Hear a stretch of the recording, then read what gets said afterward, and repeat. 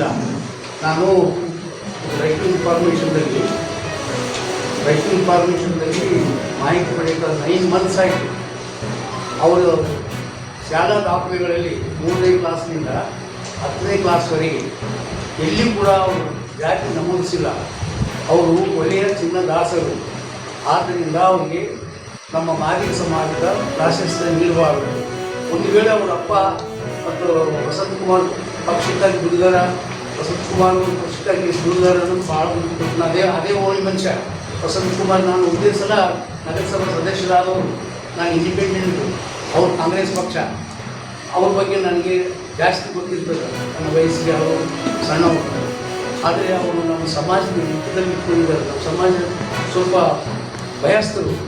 ಹೀಗಾಗಿ ಅದೇ ಅವ್ರು ಗ್ರಿಪ್ನಲ್ಲಿ ಇಟ್ಕೊಂಡು ರಾಜಕೀಯವಾಗಿ ಬೆಳೆದು ಸಾಕು ಶ್ರೀಮಂತರಾಗಲಿಕ್ಕೆ ನಾವು ಏನು ಬೇಕು, ನಮ್ಮ ಸಮಾಜ ಮುಂದಕ್ಕೆ ಬರಲಿ. ಇವತ್ತು ಬಂದರೆ ನಮ್ಮ ಸಮಾಜ ಮುಂದಕ್ಕೆ, ಇವತ್ತು ಪೇಪರ್ದಲ್ಲಿ ಬಂದರೆ ಎಲ್ಲರೂ ಒಟ್ಟಾಯಿತು.